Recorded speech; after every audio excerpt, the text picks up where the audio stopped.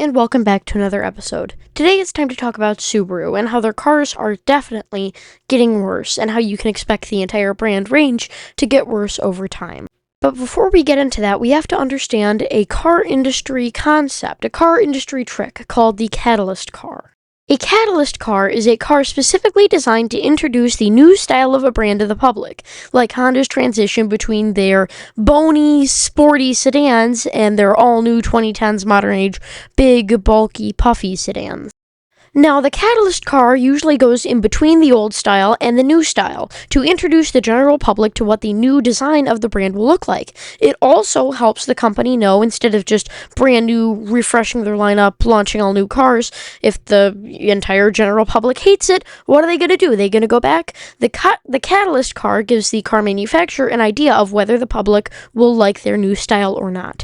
Now, there have been many catalyst cars in history that I'm sure you're familiar with, like the Toyota Prius and the Honda minivans of the mid-2000s, transitioning car companies, especially in the 2000s to 2010s, from their old bony style to the puffy, chubby cheeks, but still relatively slim, to the all-new, big, bulky style of the 2010s. Now, let's go back to Subaru. To understand the full grasp of the situation, we also have to understand the brand that it's on and Subaru and where they were in terms of everything in that time in history. Now, the time period that we're in is the very early 2020s. These are the cars that we're talking about. You can see on the top I have a Subaru Outback, in the middle I have a Subaru Crosstrek, and at the bottom I have a Subaru Impreza. And we can see that Subaru was actually doing relatively well. Their cars were modern, their cars were updated, they were competitive, and most importantly, other brands were slipping up. Toyota was having big issues with their reliability, which led consumer trust go down the toilet. Honda hadn't updated their cars in a very long time, and the cars that they did update looked dated straight out of the factory, which let a gigantic gaping hole for new, smaller brands to come up and fill their place. In this case, two other reputable, reliable Japanese brands. In this case, they just so happened to be Subaru and Mazda. So picture it. I was sitting at my house, it was around dusk, I was standing out in my backyard, and all of a sudden, I saw out of nowhere a catalyst coming down and hitting the Subaru plant. And what was that catalyst? The Subaru Solterra. Now, if many of you know the Solterra, you'll probably know that this is actually a Toyota product. It was made in companionship with Toyota.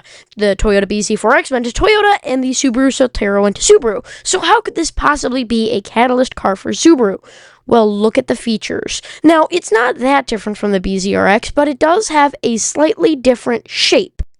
Especially around the front fascia. We can see, just study the front fascia of this vehicle, and then I will show you what they did to the Outback a year later. And bing, bang, boom, they had transformed the Subaru Outback, they had gave it the mutton chops, they gave it the same grille, and they stuck those two ugly, huge fog lights at the bottom. This was a complete transformation, especially when you compare it to the other Outback that it replaced. Well, facelifted.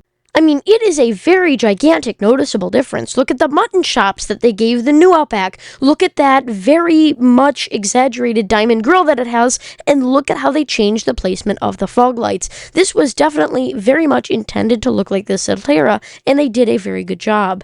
Other things you might have also noticed is the wheel well arches. They are now very exaggerated and pointing towards the driver's mirror rather than before, where they were just simple, normal arches. The two cars look like completely different models. Like, not the different models, but completely different generations. And you can see that the one on the right obviously looks very different. Just like that, Subaru's this now. Now, also, to understand this next segment, we have to understand Subaru's position as a company. Subaru is a budget car manufacturer, and with being so, they feel very pressured to conform to other cheaper brands. And the brand that they chose, unfortunately, to style and model after was Kia. And just here, just as a little reminder, a little warning so that you don't accidentally throw up, it only gets worse from this point on.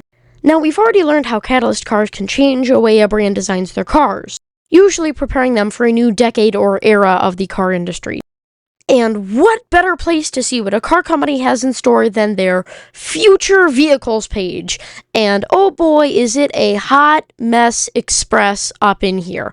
Look at any of these cars. There are two of them that I didn't even know existed. So let's do a little analyzation here. So first we have the 2025 Subaru Forester Wilderness. That's fine. That's normal. You would expect to see it. Next we have the 2026 Subaru Crosstrek Hybrid. Again, pretty normal. We'd expect to see it, except for the wheels. I'll talk to you about the wheels later. Then we have the new 2025 Subaru Solterra. Sorry, they're doing construction upstairs and my dishwasher is running. Then we have the all-new 2026 Subaru Solterra. Again, a car I didn't even know that they were keeping and planning to update. That looks completely different than the past Solterra. Then we have the 2026 Outback. This radical new design that really is not even classified as a wagon anymore. Then we have the Outback Wilderness for 2026. We could expect to see that. Then the last of the craziest cars, which is the 2026 Trail Seeker, an all-new EV SUV from Subaru. So with that, let's get into these cars one by one and kind of analyze them a little bit. Now it's time to talk about this stupid thing. Now I have no issue with a hybrid crosstrek. We've had those before and not a big thing. Look at the wheels. Look long and hard at those wheels. That is 5 lug nuts with 4 spokes. You want to know where that comes from? You guessed it, everyone's least favorite crappy Chinese half Korean car company, Kia. And it's not just that one specific Kia wheel either. You may have seen one of these wheels before and thought, oh yeah, there's just one ugly Kia wheel. No, Kia insists on doing this on several different models within several different lineups. The ugly, hideous, disgusting 4-spoke with 5 lug nut wheel. Now they actually have the courtesy to hide the lug nuts, unlike Subaru, but this is plain bad styling. It does not look good on the cars.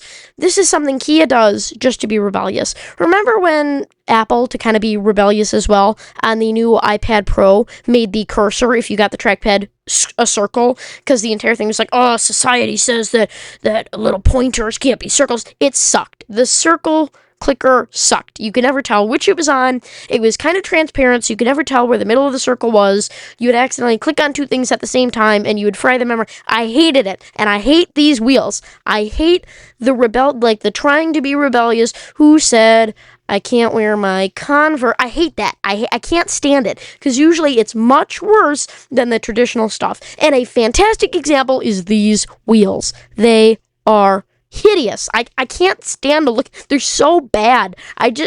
They look so bad. Remember, these aren't always going to be straight up and down. They're going to turn. They're going to be on their axis. They're going to be off match. Remember, once you get an oil change or something, they spin the wheels, do a tire rotation. When they put these back on, all 4 of those squares, especially on the ones where the silver is connecting the 2 bits and the 4 triangles, but all 4 wheels could be different from each other and all spinning, and you could make that just sounds disgusting.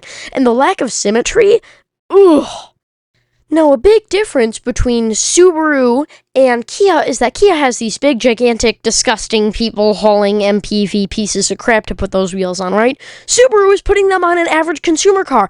And the most aggravating thing is they spent so much money developing these extra wheels for the hybrid model when they just could have used the normal wheels. Like, there is a factory dedicated to making those wheels. There are parts, there are machines, casts, dedicated to making those wheels when they could have just used the regular wheels.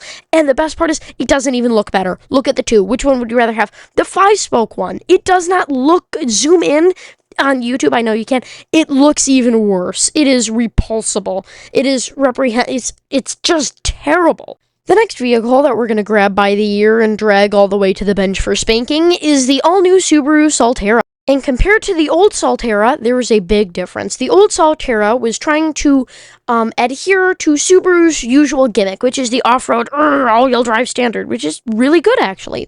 So instead of doing that, it is like a frog. Have you ever seen or owned a frog before? How it's so slippery, it feels like it's going to fall, like a bar of soap? This is that. This is exactly what that is. And knock, knock.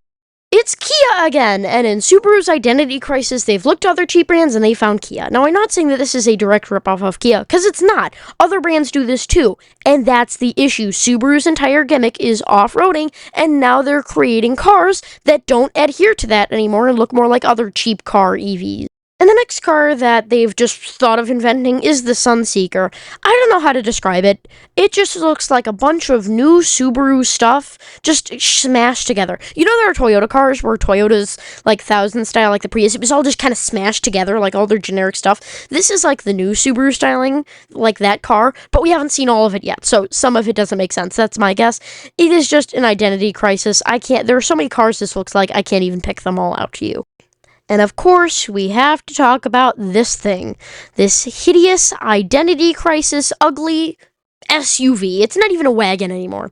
Subaru completely misunderstands the car market. In them trying to be like everyone else, they're making similar mistakes as everyone else. They're fine for Kia, they're fine for everyone else to do this, to take their weird cars and make them normal again and kind of sell them off as a different car. For Subaru, people buy Subarus because they are quirky, not because they want something different. If they wanted something different, they would buy something different. Subaru is trying to appeal to the Tahoe moms, the soccer moms, the people who want the big white SUVs that are gigantic and go blah, blah, blah, down the road. Those people will not buy a Subaru. The same way that Subaru Outback owners will not buy a Tahoe. And this is something that Subaru, they don't understand. They can't figure it out. And so they created this thing, which it's not even a wagon, it's just an SUV, and it's uninspired, really. Here are more angles of this thing from Subaru's website. There's nothing notable about it, really. It's just like every other car. There's also this new generation of weird Subaru interiors with a more square screen. The top one's from the Sunseeker and the bottom one's from the uninspired Outback.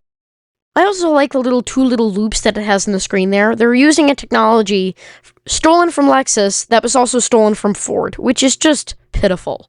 And is this update really that bad? Well, yes, it is, because they've fallen into the trap that many a small Japanese automaker have fallen into, like Suzuki and Mitsubishi. When you steal elements from other companies, and you don't steal the uniqueness of those other companies, they steal the uniqueness from you, and you are just like everyone else, and then you drowned in a pit of sharks as a cod. Well, anyway, thanks for watching. Let's hope it gets better.